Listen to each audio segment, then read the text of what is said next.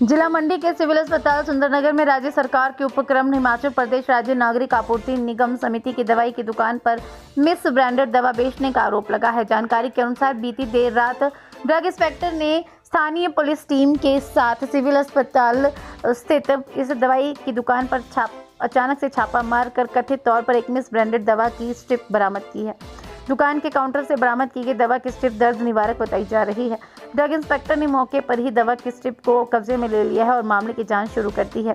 पता लगाने का प्रयास किया जा रहा है कि दवा कहां से आई, कब से दुकान पर बेची जा रही थी और क्या अस्पताल के अन्य मरीजों को भी यह दवा दी गई है। बता दें, अस्पताल परिसर में ही सरकारी विभाग की दुकान में मिस ब्रांडेड दवा का मिलना चिंताजनक है और मरीजों की सुरक्षा को लेकर गंभीर प्रश्न पैदा करता है। स्वास्थ्य विभाग और जिला प्रशासन इस मामले को कितनी गंभीरता से लेते हैं और दोषियों के खिलाफ क्या कार्रवाई करते हैं, ये देखना महत्वपूर्ण होगा। फिलहाल मामले में कड़ी जांच जारी है और उम्मीद है कि जल्द ही इस मामले से जुड़े सभी तथ्यों का खुलासा हो सकेगा। मामले में हेडक्वार्टर सुंदरनगर की ड्रग इंस्पेक्टर रीना चौहान ने कहा, फार्मा कंपनी और पुलिस की ओर से शिकायत प्राप्त हुई थी। कंपनी की ओर से शिकायत में फार्मा कंपनी की दवाई को फेक तौर पर बनाकर सिविल अस्पताल सुंदरनगर में सिविल सप्लाई की दुकान में बेचा जा रहा था। उन्होंने कहा कि मामले में जांच की गई है और शिकायत में बताई गई कथित दवाई दुकान के काउंटर से बरामद हुई है। दुकान के मालिक से इस दवाई की स्ट्रिप को लेकर रिकॉर्ड मांगा गया है। मामले में आगामी जांच जारी है। मिला है, अभी हमें इस तरह की कोई मेडिसिन तो यहाँ से प्राप्त नहीं हुई है। एक स्ट्रिप जो कि हमें काउंटर से मिली है, सेम जो कि कंप्लेंट में मेंशन की गई है, वो हमने यहाँ पे जो रजिस्टर्ड फार्मासिस्ट से उनसे रिसीव की है और फर्दर अब हमने उसको अपनी कस्टडी में लेके इन्वेस्टिगेशन के लिए नोटिस दिया है फर्म को। इनसे पूछा गया है कि स्ट्रिप्स का जितना भी परचेज है, सेल है या इनके पास स्टॉक अवेलेबल है, वो ये प्रोड्यूस करें ऑफिस में with in the period of 4 और 3 डेज़।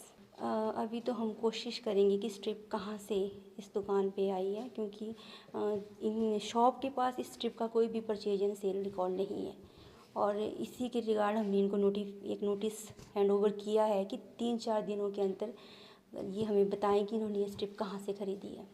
कानून के हिसाब से अगर ये प्रूव होता है कि स्पूरियस मेडिसिन जो है एक लाइसेंस शॉप में मिल रही है, बेच रही है, तो एक नॉन बेलेबल ऑफेंस है। इसमें अरेस्ट के भी ऑप्शन है और 7 साल की जेल भी है। मेरा नाम विवेक है, मैं डायरेक्टर हूँ ब्रिस्टोमेड लाइफ साइंस प्राइवेट लिमिटेड, जो कि मेडिसिन में ट्रेडिंग करती है सर उस कंपनी का। एक्चुअली हुआ सर ऐसा कि लास्ट डे मुझे पता चला कि जो मेडिसिन हम मार्केट में सेल आउट कर रहे हैं, सेम मेडिसिन सर हमारे नाम से ही और मैन्युफैक्चरर के नाम से सेम मेडिसिन पूरी कॉपी करके मार्केट में सेल हो रही है। तो फिर मुझे जब शक हुआ तो मैंने रात को 10 साढ़े 10 बजे अपने कलीग को यहाँ पर भेजा स्ट्रिप परचेज़ करने के लिए।